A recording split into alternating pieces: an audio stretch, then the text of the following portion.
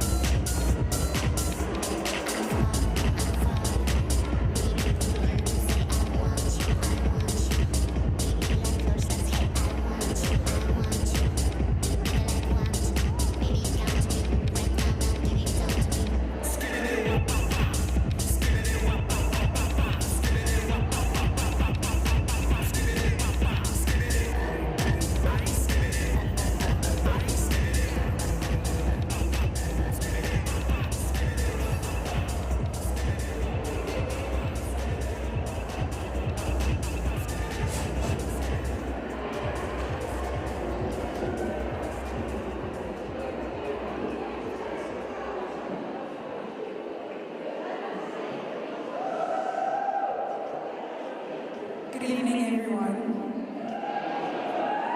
and welcome.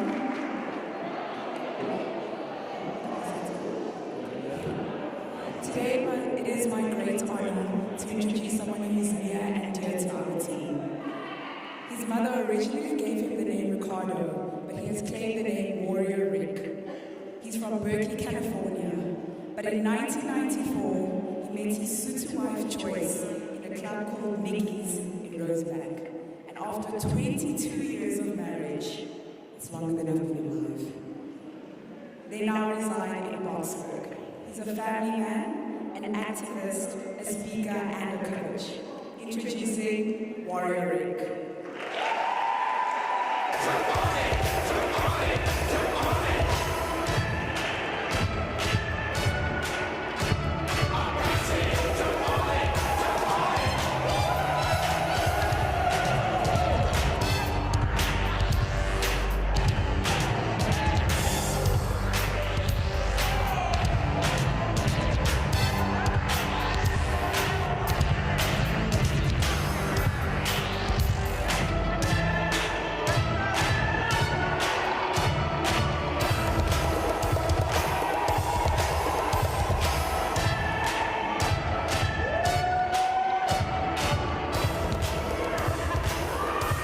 Thank you, Molly. Can you feel it?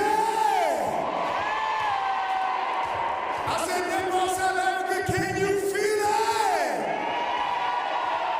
Drop that for me, Maestro. Drop that for me. I want them to know that we are in the building. This is Camp Discovery. Dino King Reserve, are you ready?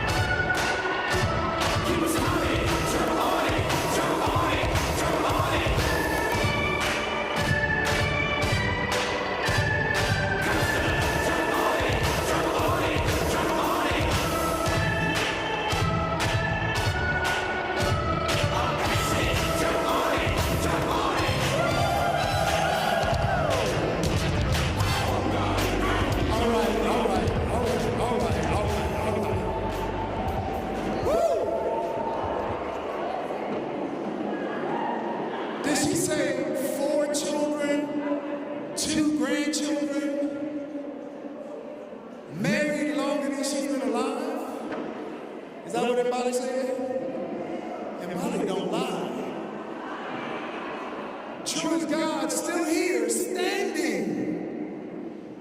Back in Camp Discovery, so grateful to be doing what I love. It's like I ain't got to work a day in my life. It's like you, right? Anytime they say you're going to come and do a netball tournament and you got a game to play, I hope you can't sleep the night before.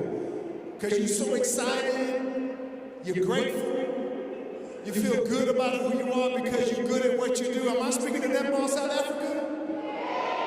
I'm just checking. Because Tanzania's watching you, Zambia's watching you, America's watching you. So if I were you, I'd do you, boo.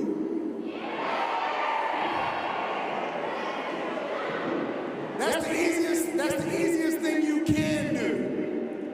Now, I got a difficult job to do tonight. Because it's easy for me to jump around and party and have a good time. But with everything that's going on, I've been asked to introduce to you this lady. Frida Kahlo. How many people know who Frida Kahlo is? By a show of hands. And I know some people say, I've seen the t-shirt, right? I recognize I've seen that woman before.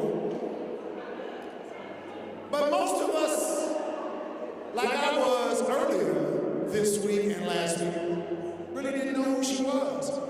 So my job, the difficult job I had to do is not only to introduce you to her and introduce you to me, I've got to make sure that you get this so that when you leave here, you go, oh, not only do I know who Frida Kahlo is, I know the importance that she can make in my life and in my community. Are you ready? Netball South Africa, are you ready? So let's have a look. Let's have a look at Frida Kahlo and get to know who she is. Let's see. Maybe, hold on, maybe. Look at that. So I love this first quote. You're going to see a lot of paintings because she's a painter, but you're also going to see a lot of her quotes. And what I love about this is that she speaks about this core of the mountain, right? Right at the center of who you are.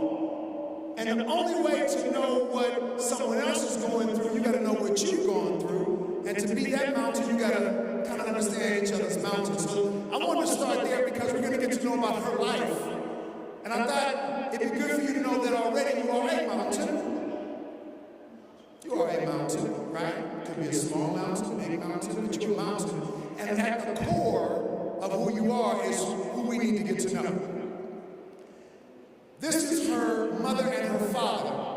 I told you were a little deep, right? That's older than me, by the way. Lots. So that's mom and dad. Mom, a Mexican born in Mexico. Her name is Matilda. And her father is Guillermo Kahlo. Now, the mother of Mexican descent was a staunch Catholic, but the dad, being a Jewish, Hungarian, German, was more into photography and into painting. He was an amateur painter. This is one of Frida Kahlo's works that she did of her dad much later in 1941. But it was Guillermo and the work that he did that actually helped to catapult Frida's life and her career. This was Frida just at 12 years old, and this is a photograph that her dad took of her in a self-portrait. And the reason why that's important is because not only is she beautiful, but this would have been the standard of her painting. She would have done 55 self-portraits of about 150 paintings. So she got to be known for this look. That's Frida Kahlo, right? But we also have to look at this photo and not see what's happening below the waist, is that she suffered from polio from 6 years old. And she was bedridden for 9 months. So with polio, she also had a thinner right leg than left leg. So she had a deformity. That's also going to impact her life as she goes on. But this polio that she had, which is a childhood disease, is not the only health issue she was going to have. This was actually just the beginning. When she was 18 years old, are we getting closer to your age now? Am I getting there? Because I know I went old first, then I went young. Now, am I getting closer? Some of you saying I've already passed you? Okay, well, at least be in the vicinity, right? So at 18 years old, because of her experience with polio, she wanted to study medicine. And she went to a school in Mexico near where she lived in the suburb of Coyoacan. And she went to this school called the Preparatoria School in Mexico, where she was one of about 20 women and 1,965 men. Okay? So if you think you got it bad, just go back a few years and you'll see how patriarchy really works. So when she went to school, she was thinking pre-med, I'm going there for medicine. She met a boy, Alejandro, and they were getting on in puppy love and were ready to go and take the bus and go to the park, but she had forgotten her umbrella. And when she went back to go get her umbrella, she got on a different bus than what she had planned on. We call that fate.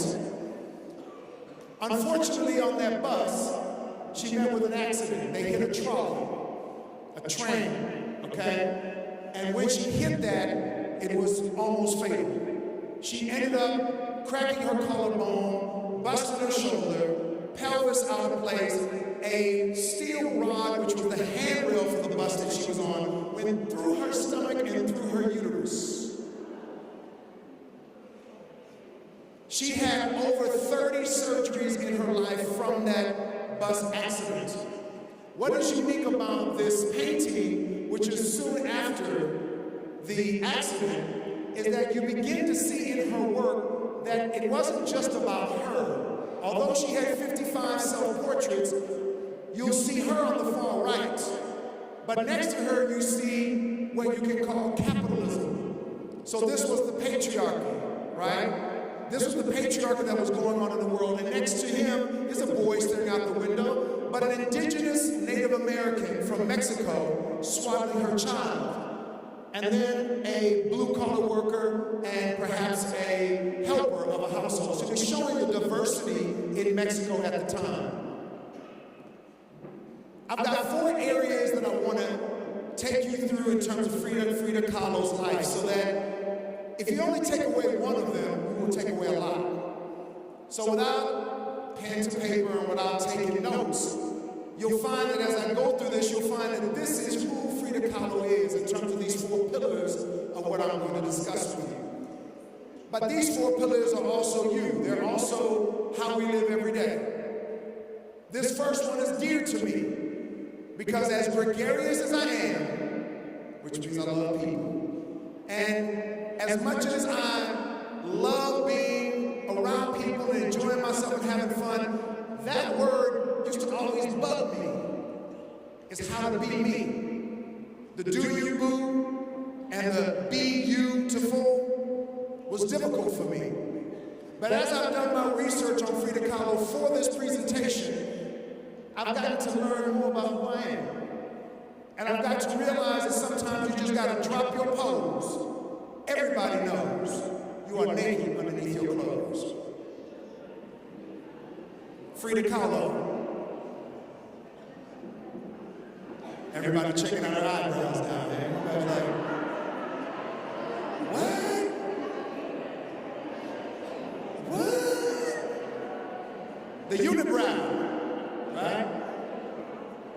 If she wasn't humiliated enough with the thinner leg and having polio and walking with a limp, she also had a unibrow. And as she got older, she could have shaved the middle of her unibrow off and had 2 eyebrows like all of us. But she decided to let it go. You'll even notice on her upper lip. She could have shaved that too. They had shaving cream in the 1920s and the 1930s, and most women did. Trim it up a little bit, right? But she decided not to.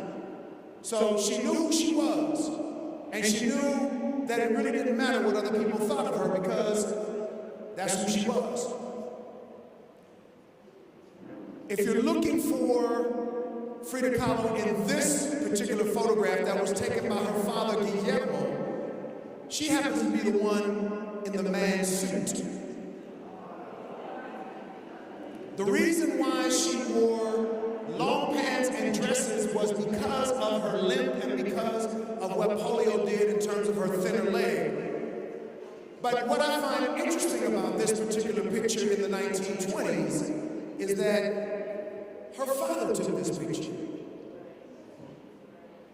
I'll say it again. Her father took this picture.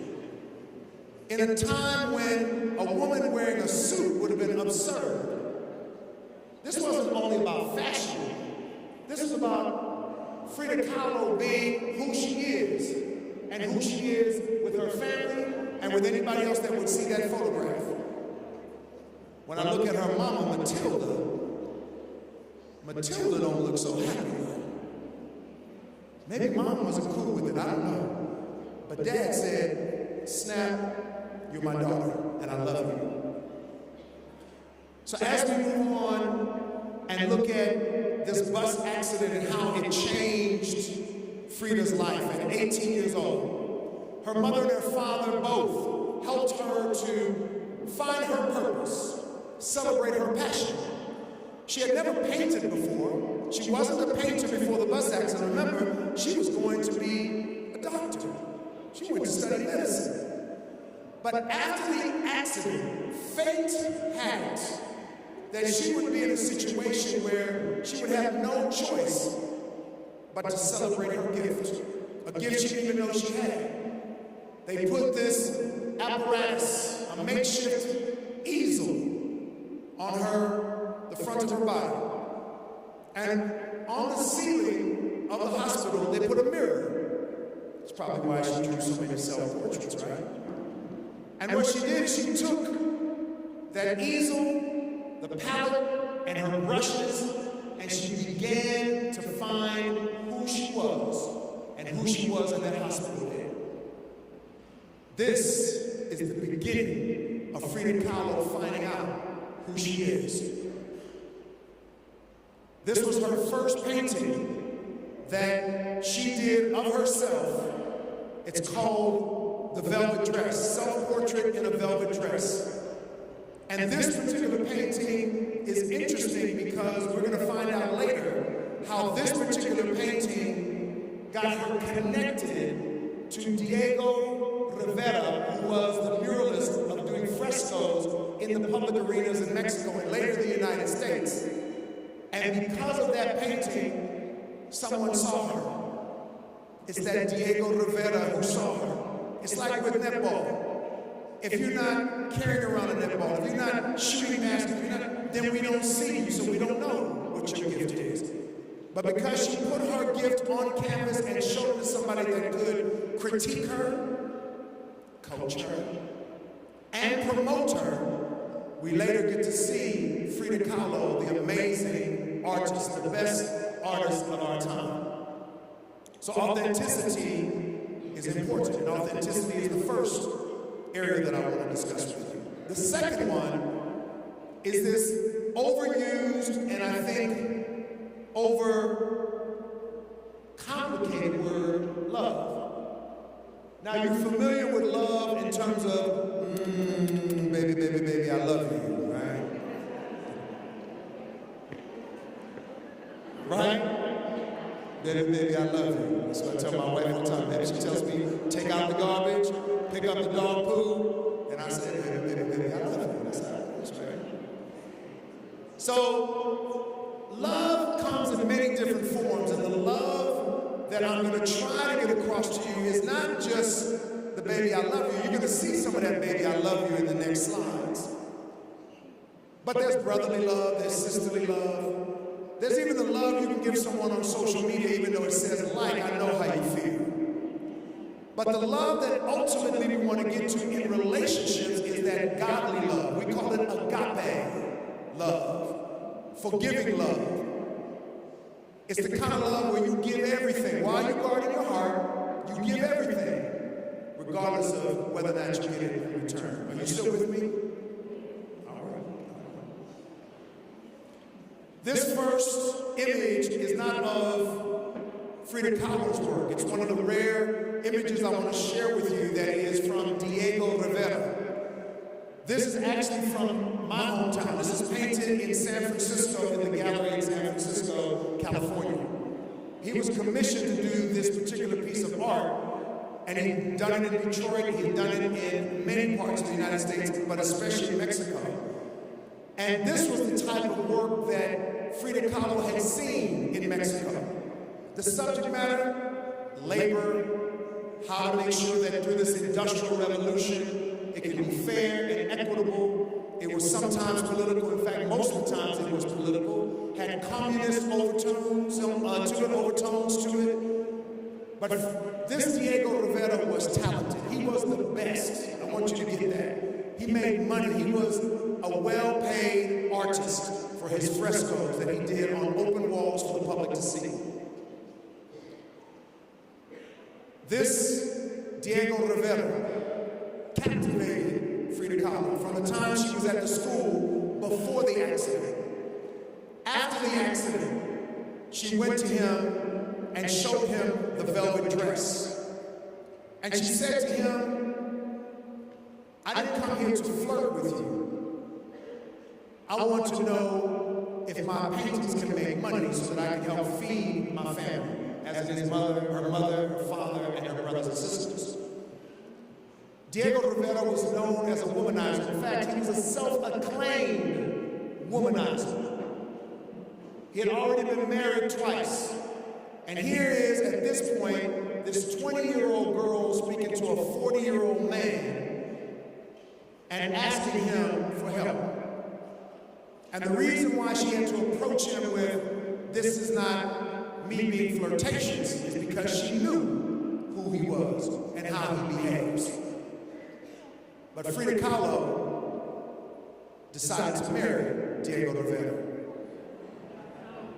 So they got married in 1929 at 20 years old, and him at 40 plus, 41. And this relationship, you're going to find out, was the subject matter of a lot of her work, was the bane of her existence, and caused a lot of grief and suffering for Frida Kahlo. This was Diego Rivera and Frida Kahlo in the double self-portrait that she did of the two of them when things were good. Her parents called them the elephant and the dove. We would just say Beauty and the Beast, right? He wasn't very good looking and he was nasty. I mean, come on now, he was a womanizer, right? That's nasty. But this is what she painted early on in their relationship when things were going well. You can look at these particular paintings and see very quickly things were not going very well. This particular painting on both the left and the right demonstrate what she was feeling. And that image on her forehead, if you can't see it, that's Diego Rivera. So these are called Diego on my mind. Does she look happy? So this is Frida Kahlo expressing herself through her gift, knowing what she had gotten herself to in terms of the marriage, and knowing that she had hoped that Diego could help her in her career, but she knew this was going to be a long road. Diego on my mind. Now listen to what Diego says. The womanizer, the one that married this 20-year-old girl. He says, if I ever loved a woman, the more I loved her, the more I wanted to hurt her. Frida was only the most obvious victim of this disgusting trait. So he knew who he was. And he knew that he was no good for Frida. Their relationship, as I mentioned, was tumultuous, but it was also obsessive. They were obsessed with each other, mainly because of their craft in art. But they certainly weren't doing agape love. They were in love, but this was not the type of love that I wanted you to appreciate and know that we're going to need going forward. He was not the only one that was guilty of extramarital affairs. So Frida also stepped out of the relationship and had relationships with other men, had relationships with bisexual women. Come on. Am I speaking to grown folks? Let me just double check here. Do I need to go PG on y'all? Are we okay? My goodness gracious alive. I don't want you to go back to the room under the covers and start talking about this stuff. I'm putting it in the open. Is that all right? I'm tired of people hiding stuff. Everybody hiding. Right? The mask is off. The mask should have been on long ago. I'm not talking about COVID. I'm talking about lies, deceit. Are you with me? Yeah, let's get rid of all that darkness. So she went on her own accord and had extramarital affairs. This woman was full of love, but she was also unhappy. So this is Frida's life, not mine, not yours, but this is her life I'm sharing with you. That picture in the top left corner, that relationship went on for 2 years, a very popular relationship that she had with that woman. That woman loved her. That woman looked after her and couldn't understand why she wanted to be with Diego. What happened with the breakup in 1940, not with the woman, but with Diego, after, let me do my math, 11 years, it was because Diego then went after Frida's sister, Christine.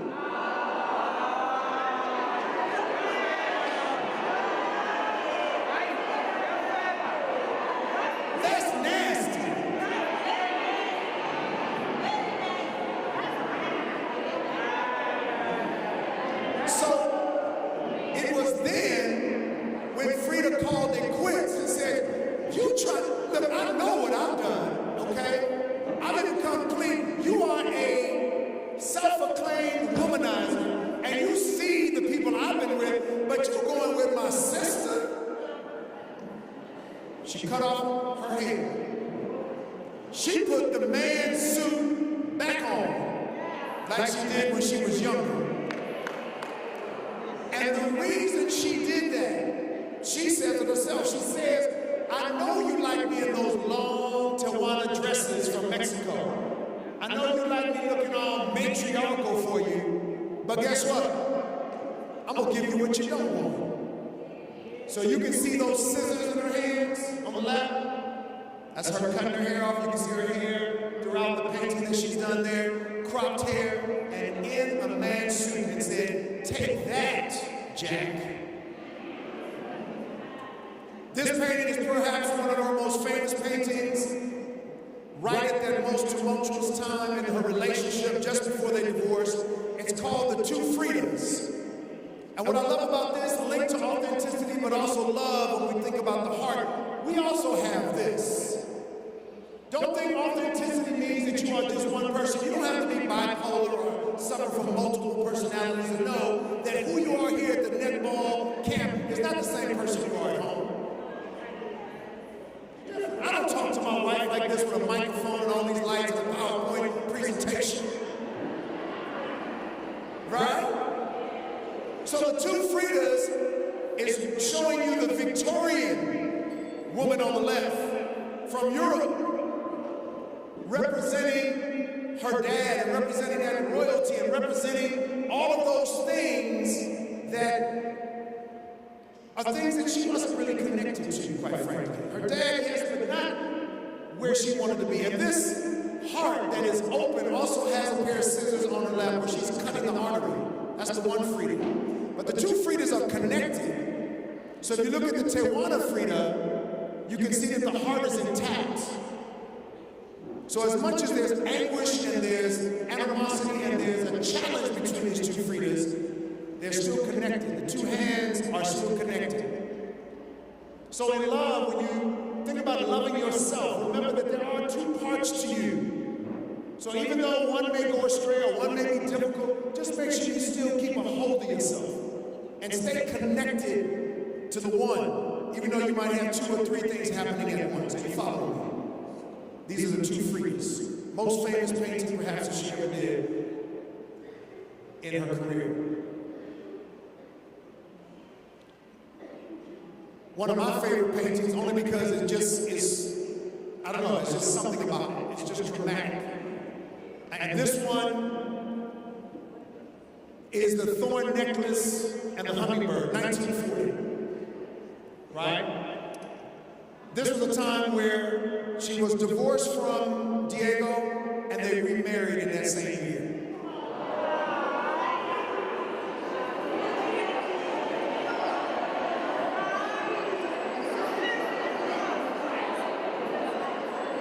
I'm just the messenger. Okay, don't shoot me down. I'm learning along with you. I'm crazy though, man. But in this image, what I find fascinating is, first of all, the animals that you see around her, that was her thing in terms of love. She loved animals. And where she was born was a building called Casa Azul, or the house, the blue house. And Casa Azul, she had monkeys, she had dogs, she had parrots, she had macaws, right? And in this picture, what I find fascinating is this thorn necklace is actually piercing into her throat. So you don't know if the monkey is trying to loosen the necklace or tighten it. Maybe that's Diego.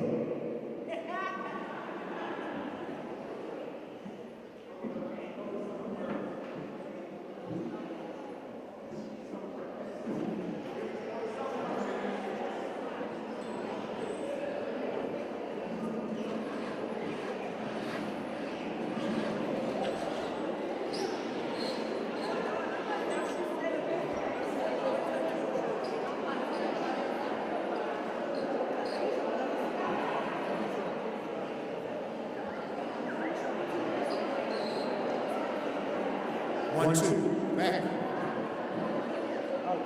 We're just dropping the side so that it gets a little bit warmer in here because we saw some of you. We're gonna make it a little bit warmer in here.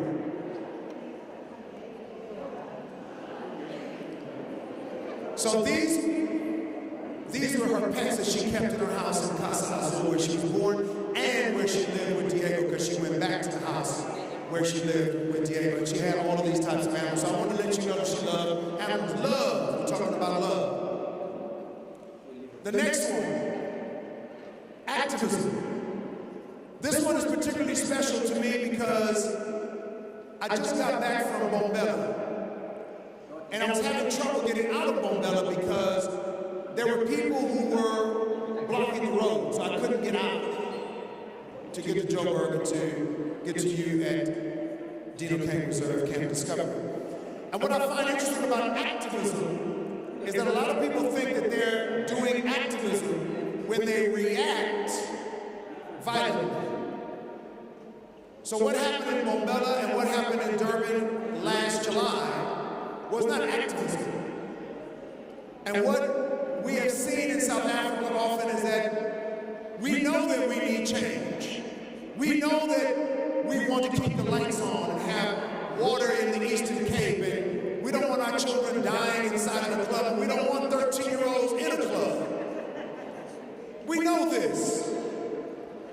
But in order to make for change in activism, we're going to have to be proactive, and it's going to have to be all of us getting involved, not rogue thugs who get up and decide they want to throw black label bottles at your car.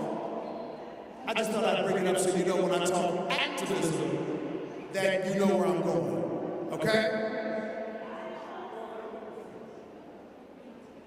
Back to Diego Rivera and his paintings. This particular one in activism speaks to where he saw Frida Kahlo, right at the center of his painting, there in the red. And there you can see the communist flag up at the top because politically, he was down with the communists. He wanted change for Mexico because he felt that the rich were just getting richer and the poor were getting poorer. And he saw the way out was through communism. That was his ideology, and that's what he's linked to. Later we'll see how Frida Kahlo also connects with that particular frame of mind. This is Frida Kahlo following Diego to America, where she's on the border in the photo, in the painting. She's on the border of the United States and Mexico. So she's between two countries, and she's not liking what she's seeing in the United States because, again, she wants change, and she wants change for her people back in Mexico. This one is called It Hangs There. When she left the States to come back to Mexico, you can see that what she left behind, if you see the toilet, and you see the Statue of Liberty, you see the U.S. Capitol, she was not happy there. But her dress, that Tijuana dress, that Mexican folklore dress, hangs there. But she's not there. Her heart wasn't there, and she didn't like being there. That was the beginning of what led her to want to also become communist, or at least celebrate communist idealism. This particular self-portrait was for one of her lovers, Leon Trotsky, from Russia, who was breaking away from Stalin and needed refuge, political asylum in Mexico. And he stayed with his wife. He stayed with Frida Kahlo and Diego Rivera in Casa Azul in Mexico. Beautiful painting. Later, when the story goes that they called it Behind the Curtains, so that they didn't have to have the communism involved in the image. So just one or two more. I think in activism, this particular one speaks to how she felt Marxism would heal people because she felt that it wasn't working in her country. It wasn't helping anybody, but you can see the crutches being let go, and you can see the corset being held, while Marxism is strangling democracy, strangling Uncle Sam there. Getting it? Almost there, almost there.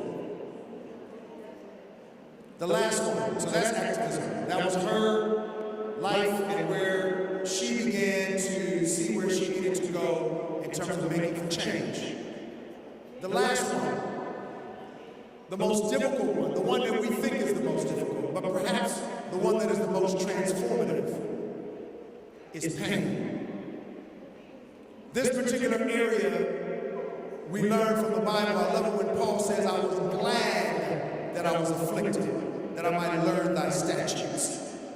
It's almost like you can learn from pain or pleasure, but the real lessons only come from pain. Even in practice, when you are practicing over and over again and you're tired and you don't want to do it anymore, but the ones that really win are the ones that can go through the pain. Mental anguish, psychological anguish, whatever the pain is, we win when we can go through it. Now you remember what I told you about Frida Kahlo and her polio and then her bus accident? This was her life. Pain was her life. Anguish was her life. Being ridiculed and humiliated was Frida Kahlo's life. It was all painful. She took her paintings, and as difficult as some of them are to look at, what they showed was, it showed her anguish. The fact that she could not have children. She had an abortion because she wasn't able to carry a child. And she had that after she had had a miscarriage, and she was determined to have a child, even though the doctor said it wouldn't be a good idea. 2 miscarriages and an abortion, and she's showing there the snail in the top right, which just shows how long these operations take. The fetus shows how much she wanted a baby. The lotus flower at the bottom shows the uterus and how her uterus couldn't hold the baby. This is anguish, this is pain, but she used her gift and her talent to get through it. A poignant picture of Frida Kahlo in terms of how she survived the bus accident and what she had to go through, and showing you the broken column and the corset that she had to wear. So she painted her story. And this was her just having to eat food she didn't want to eat, right? The doctor said you got to put on weight, and all that stuff that's going down her throat, she didn't want to eat it, so she painted about it.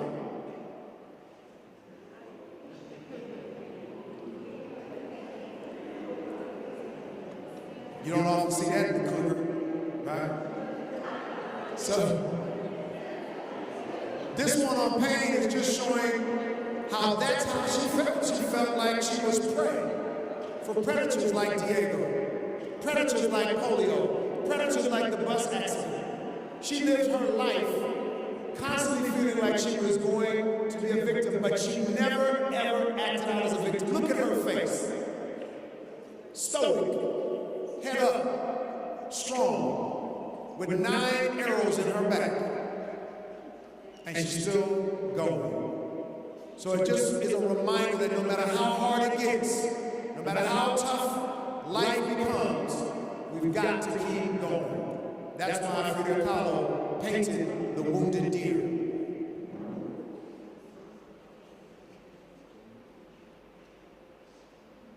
This is when the corset is free. When she felt free, she never was free of the corset. She was never free of wearing long dresses or even wearing pants, but she could envision what it would be like to be free. And this is her on the left having surgery, and on the right, you can see that she's envisioning what it would be like to be free.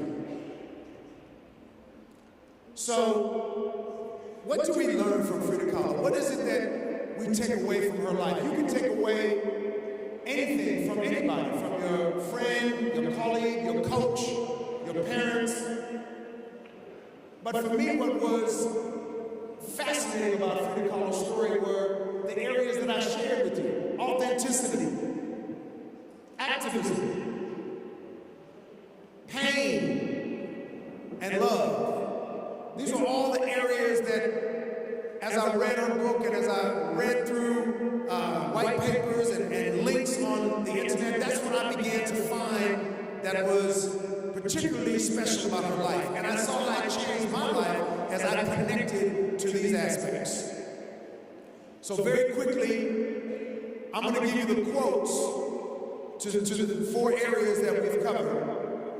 This was her on the cover of Vogue magazine. She excelled tremendously in her career because she was authentic. She excelled tremendously because no one else had that kind of gift, not to paint, but to paint the way she did. There are many people who play netball, but not everybody plays netball the way you play. So it's about doing you, and that's what she did. And people celebrated not only her unibrow and her stubble over her lip, and her limp, and her wearing men's suits, and her going through these tumultuous relationships. They celebrated her. I have been able to find a personal way of expressing myself in painting without being pushed by any prejudice. I love that. I love that. No one has to tell me how to be me. And that was Frida Kahlo. Through all of her pain and her anguish, that's what she was able to do authentically. And in love, she used to say, I love you more than my skin. How do you do that? We talk about self-love all the time and how important it is to love yourself. But to give love, you've got to love it, giving more than you love yourself. St. Francis de Assisi says, it is in giving that we receive. So you've got to have that love of giving in a way that puts you secondary to the person you're trying to give to. Your mother, your father, your husband, your wife, your lover. That was Frida Kahlo. Her pets, she loved them more than her own skin. And this other quote, she said this to Diego, but when I read this, she was speaking to me. Your word travels the entirety of space and reaches my cells, which are my stars, then goes to yours, which are my light. Talk about dropping bombs. Put that on an Instagram post. I mean, that's a relationship in love. And when you can have that type of impact on a person, and that person has that kind of impact on you, and you're walking in light, I know she was in pain. I know that the relationships were tumultuous. But from her point of view, she was living love. She was an epitome of love. And this activism, which reminds me of my mom, when I look at that photo. My mom didn't have a unibrow, but she had that 1950s pose. I liked that. Pain, pleasure, and death are no more than a process for existence. The revolutionary struggle in the process is a doorway open to intelligence. I think about all these sheep, not only in South Africa, but even in America, who are following so-called leaders and not using their critical mind. When I think about what's happening in South Africa, my concern is not that we won't get through this. My concern is that tomorrow and next year and the next generation will just continue to follow a system of darkness, of corruption, a system that doesn't allow your intelligence to be the way. So be strong, but be kind at the same time, and allow your intelligence to decide whether or not you should be following. Because we're all leaders.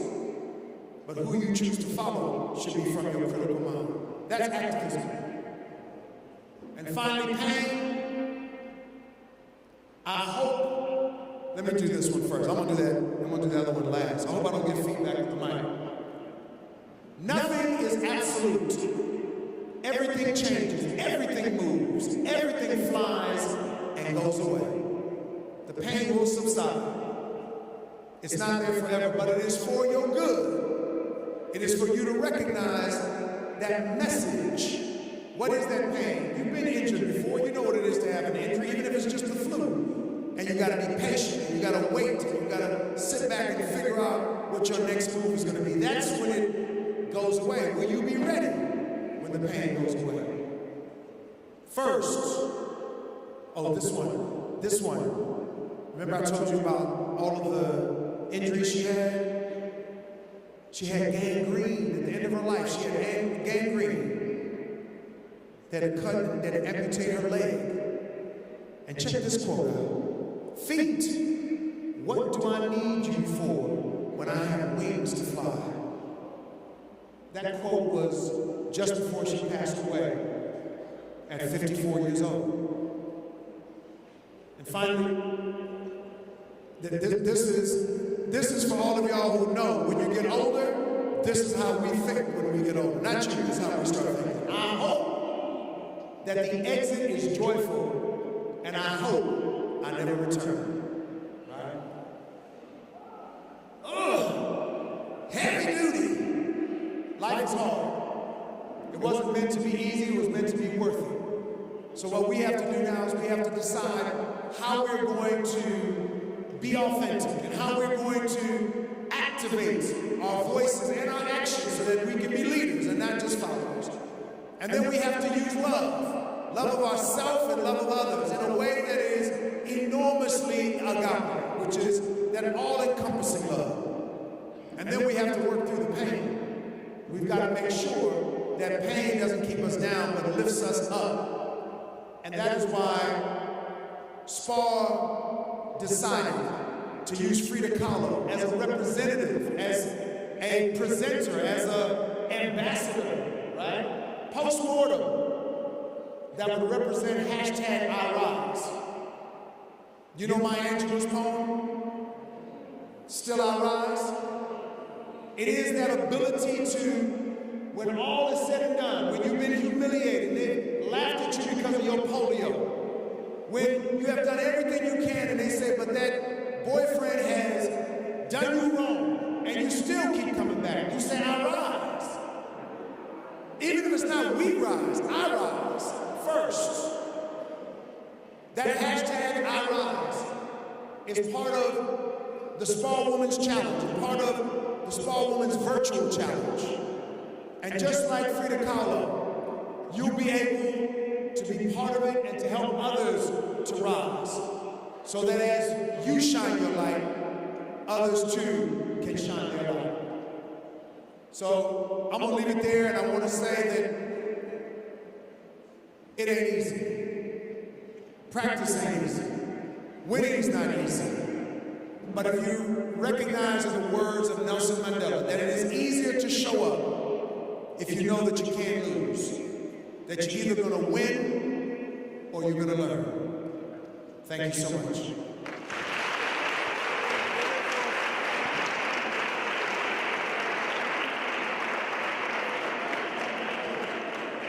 Should we put that music back on? Y'all ready to go? Y'all ready to go? You ready to go? I think you can drop that and then we can just get out unless are there any other formalities? Rihanna? Lifa? Are we good? Good? Drop that beat, you can stand up, and on your way out, make sure you let them know. I rise. Here we go. Come on.